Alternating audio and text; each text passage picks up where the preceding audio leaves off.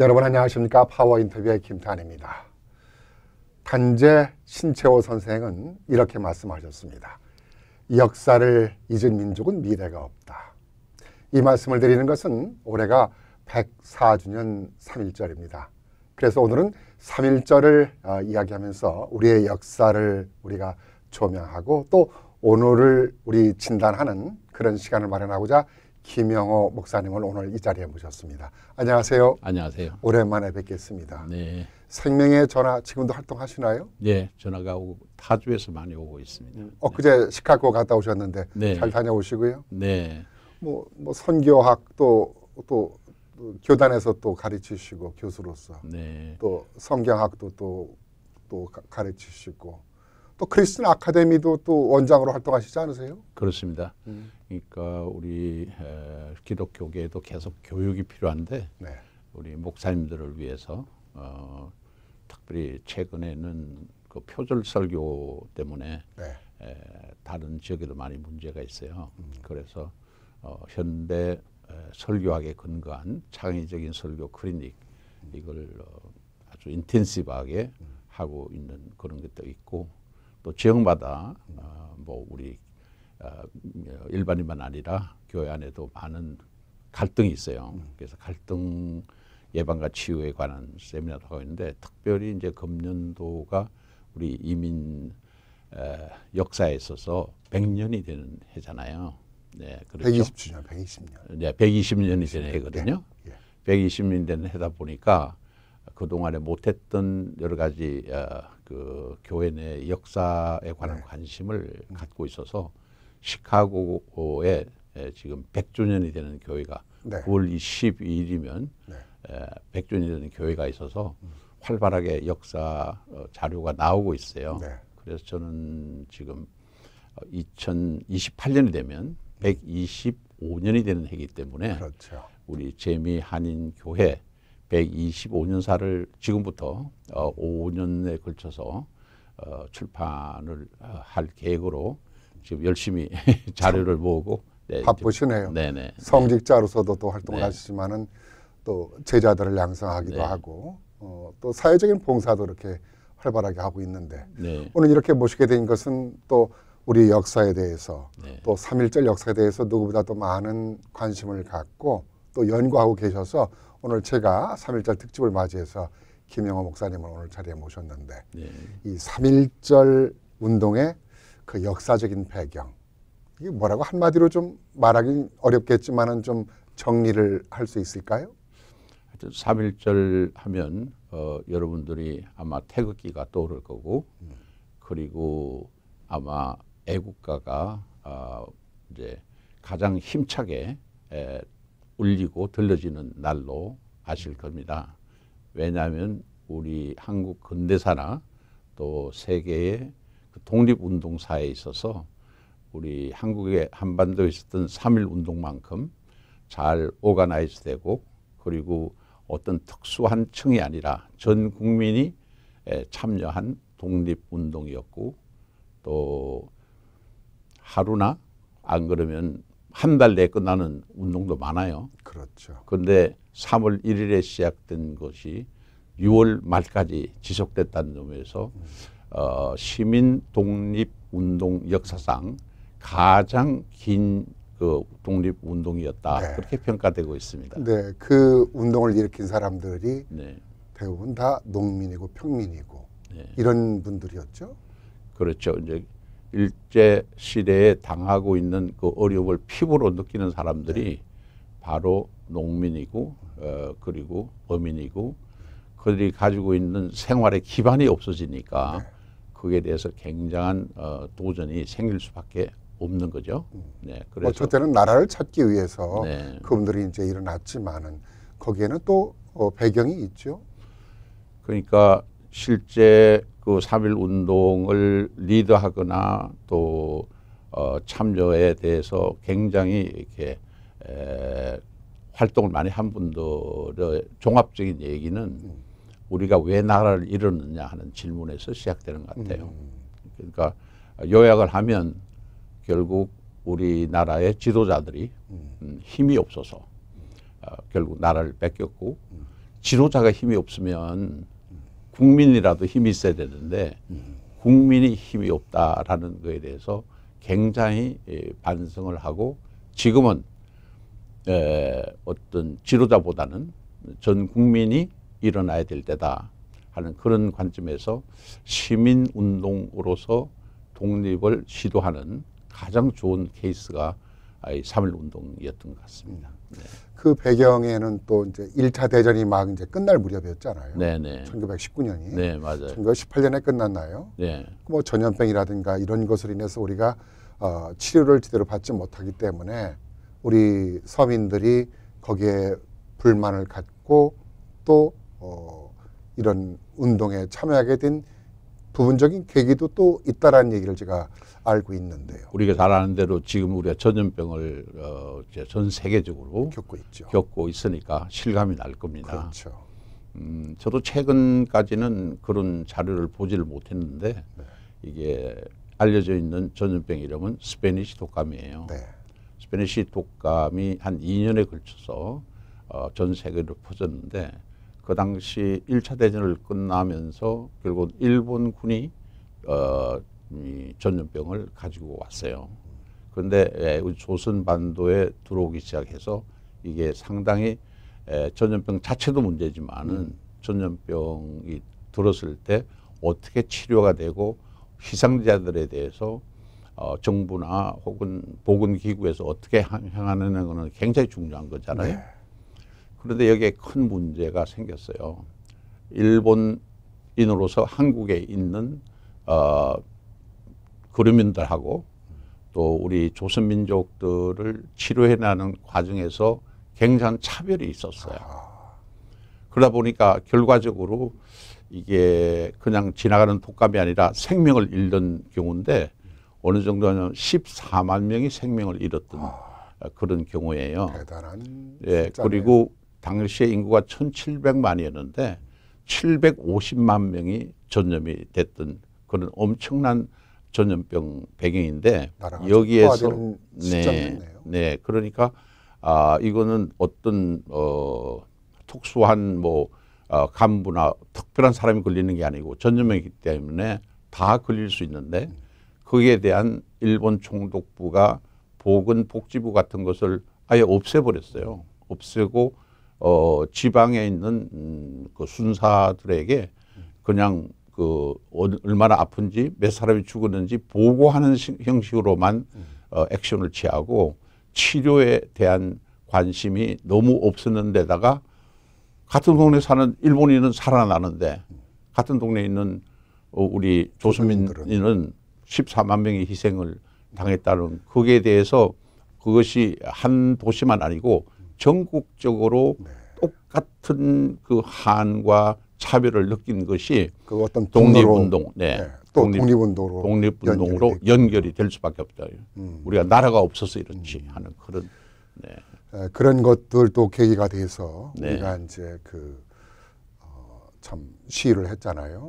그들이 또 그 독립운동에서 우리 보여준 그 정신은 참 평화 정신이기도 했잖아요. 그럼요. 평화 정신에다가 또 시민 의식이 높아진 거에다가 또 굉장히 민주적으로 했고 그리고 사실은 그 한 민족의 자결권이라는 거, 그것이 또 이제 국제적인 사회에서 인식이 돼서 그 나라의 그 자결권을 강조하는 분위기가 이제 형성이 되니까 여기에 이제 좋은 하나의 운동의 시발점이 됐다고 보는데.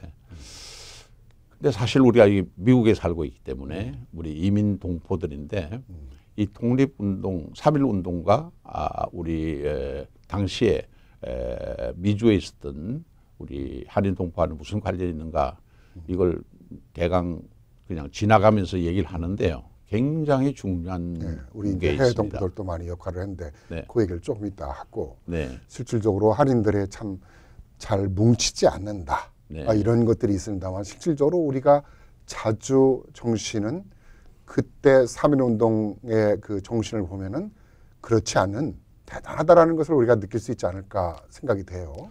그러니까 거기에는 우리 기독교 개통 학교에서 특별히 배제 학교 같은 데서 굉장히 강조한 그 교훈이 네. 자립이에요.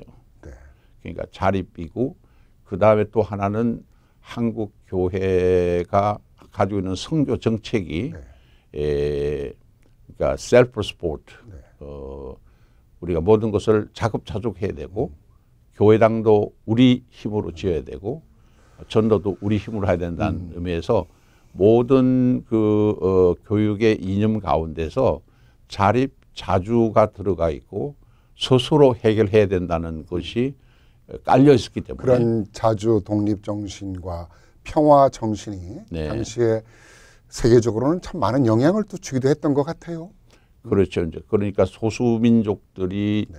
다른 강대국으로부터 이게 식민지화되고 있는 나라가 상당히 많았기 때문에 우리 조선에서 있는 이 독립운동, 시민운동은 다른 나라에도 파급 효과가 굉장히 큰 거였죠. 3.1운동의 평화 정신이 일어나면서 네. 그것이 보급되면서 뭐 당시에 뭐 많은 나라들이 사실상은 지배권에 있었잖아요. 맞아요. 필리핀이라든가 제가 네. 알기로는 이집트에서도 네네. 그런 그 평화 독립운동이 이어지는 네. 그런 계기를 3.1운동이 마련해 주지 않았는가 저도 개인적으로 좀 알고 있는데요. 네, 그런 면에서는 우리나라의 3.1운동은 단순한 한 나라의 시민운동이 아니라 전 평화 세계, 정신을 네, 전 세계에 세계에 영향을 주는 띄우친 그런 네, 것이네요.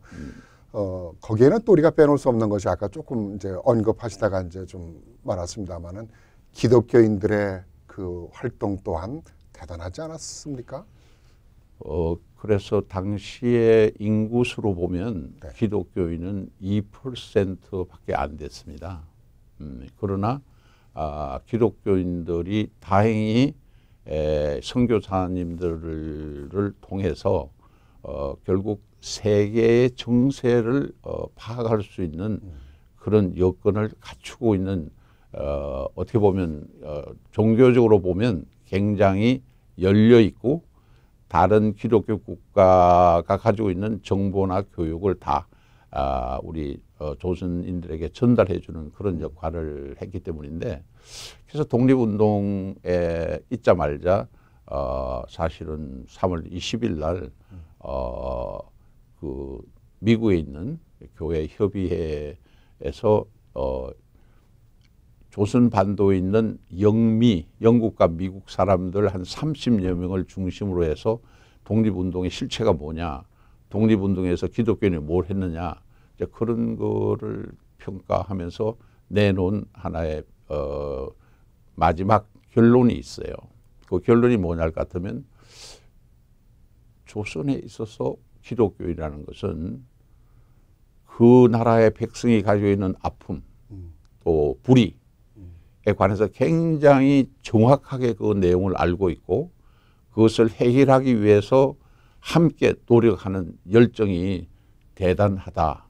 그래서 미국 교회 협의회에서 볼 때 여기에 있는 조선에 있는 기독교인이야말로 지금 어떤 어려움이 있을 때 그 어려움을 해결해낼 수 있는 그 그룹에 해당된다는 네. 말을 한 게 공식적으로 미국 신문이나 또 잡지에 이제 나온 기록을 볼 수가 있습니다. 아마도 그 일제 그 시대 때 독립운동을 하던 많은 기독교인들이 그 어떤 그 독립운동가들보다도 고문을 많이 아마 당했던 것으로 알고 있어요. 네.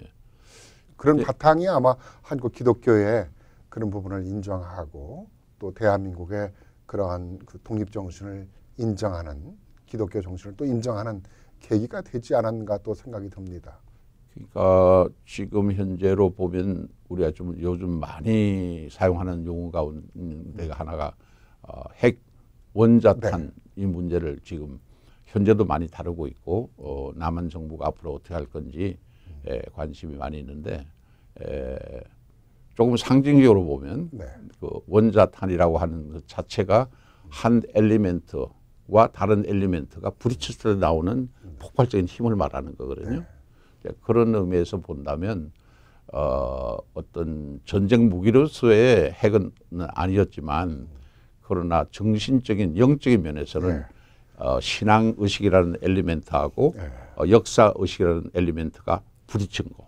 이제 그것이 하나의 초대 한국에 있었던 기독교인들이 가지고 있었던 하나의 삶의 형태였다.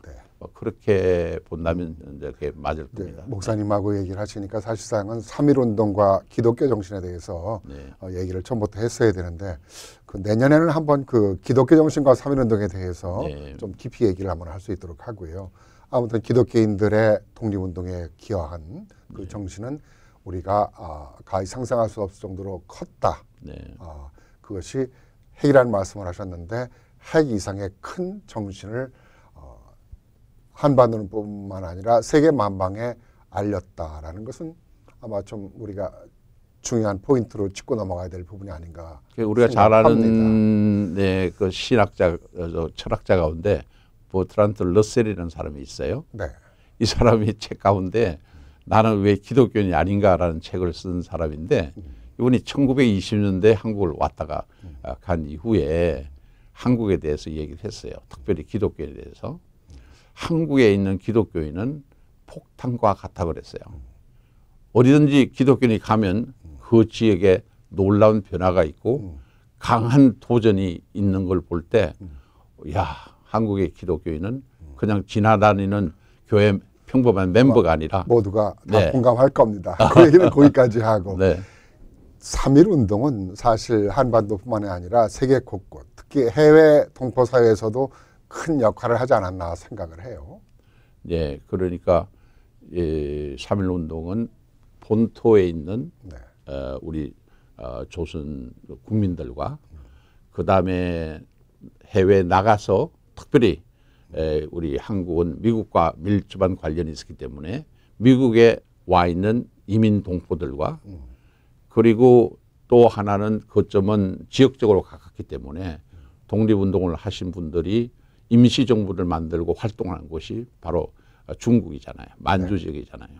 이 셋이 연결되어서 서로 교신을 하면서 활동을 했고 특히나 3.1운동의 시발점은 2.8운동의 시발점이라고 우리가 볼 수 있는데 2.8운동은 해외 동포 사회에서 시작이 됐다라는 얘기가 있는데 그렇습니다. 2월 8일 날 동경에 있는 유학생 약 500여 명이 그 독립선언문을 읽고 그 독립선언문을 가지고 이광수 씨가 한국에 가서 독립운동 지도자들에게 보여주면서 거기에 자극을 받은 하나의 또 해야 되겠다는 의지를 가지고 표출된 것이 3.1운동인데 그러면 동경 유학생들은 어디서 그 불씨를 가져왔는가? 그게 굉장히 관심 있는 제목이죠. 근데 자료를 보니까 동경에 있는 유학생들이 일본 신문은 잘 안 봐요. 왜냐하면 그건 완전히 그 물을 먹은 정부에서 내놓은 관제 신문이니까. 그런데 해외에서 나오는 신문을 특별히 미국에서 온 신문을 영자 신문을 보다 보니까 특별히 미동부는 뭐 워싱턴이 있고 정과 정치 외교 이런 많은 활동들이 있으니까 여기에 워싱턴과 필라델피아와 특별히 뉴욕에 있는 유학생과 동포들이 한 마음이 돼 가지고 그 독립운동을 위해서 활동하는 것이 소상하게 이렇게 기록된 것이 전달되니까 해외 멀리 있는 우리 동포들도 이렇게 활동하는데 우리는 여기서 뭘 하고 있느냐. 이제 거기에 대한 자각이 그 시작점이 또 맨하탄에 있는 우리 그 한인교회인가요? 거기에 많은 독립운동가 분들이 거기를 거점으로 해서 활동하고 그랬던 것으로 알고 있어요. 네, 그 교회도 지금 2021년도 이제 100주년이 됐죠. 근데 거기에서 그 이제 건물 자체도 그렇지만 건물이 예배실만 있는 게 아니고 그 교회는 침실도 있고 또 강의실도 있고 작업실도 있는 그런 지하실도 있고 그렇게 해서 콜롬비아 대학 바로 건너편이거든요. 116가인가 그렇죠. 근데 그러니까 유학을 왔다 그러면 뉴욕 지역에 있는 많은 유학생들은 하나의 센터, 모이는 장소로서 한인 교회가 필요했어요. 우리 자긍심을 많이 가져야 될 것 같아요. 해외 동포들이요. 대한민국의 3.1운동 정신은 우리 해외동포사에서 시작이 됐다. 불씨가 됐다. 네. 불씨가 되고 또 많은 지원을 네. 해서 우리 동포들의 정신이 그야말로 우리 조국을 구하는데 큰 역할을 했다라고 생각이 돼요. 그런 면에서 우리 해외동포들이 미국에 살고 있는데 이러한 3.1 운동에 대한 정신 또는 8.15 정신을 우리가 계승하기 위해서는 어떠한 생각을 좀 갖고 살아야 되는가라는 것을 좀 끝으로 정리를 해 주셨으면 좋겠는데요.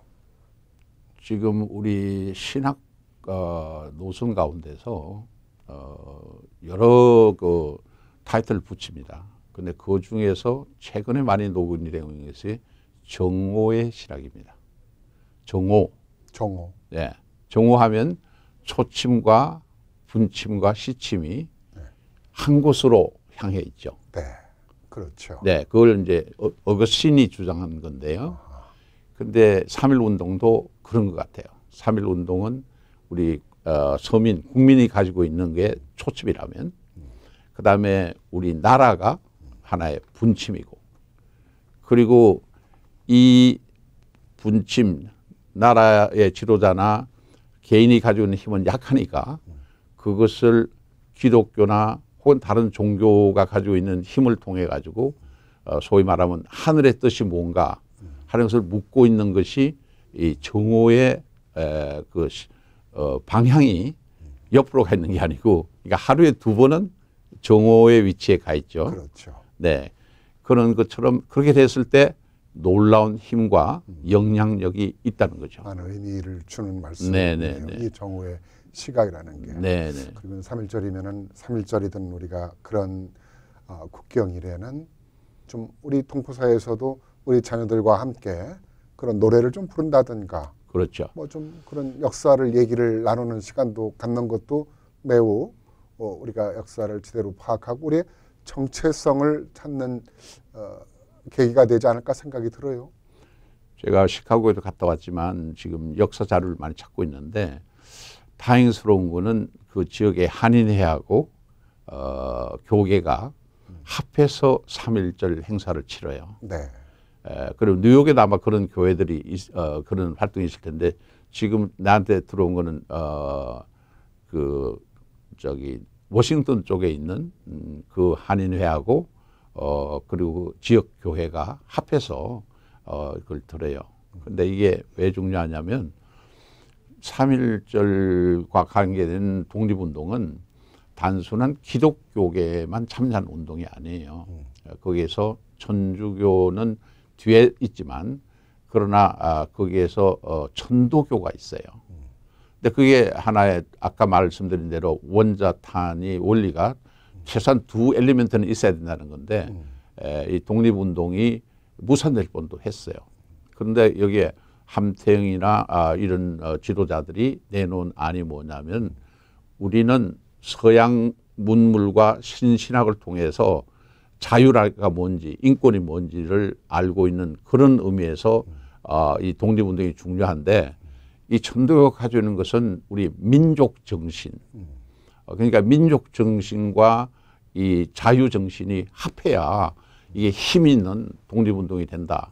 그렇게 해서 천도교를 설득해서 여러분이 아는 또 불교계도 물론 참여했지만 그렇게 확대가 됐다고 봐지면 3.1 운동은 화합 그리고 연합 그리고 서로 간의 대화 그리고 협력 그리고 공동 어떤 문제를 위해서 공동으로 노력하는 거. 그게 뭐냐면 자기들의 종교나 교리나 어떤 그 자기 나름대로의 어떤 확장하려고 하는 그 문제가 아니에요. 그러니까 인권을 위해서 자유를 위해서 독립 앞에는 우리가 하나가 돼야 된다는 지금 그런 한인의 장선거로 한인 사회가 분열되는 모습을 보이고 있고 네.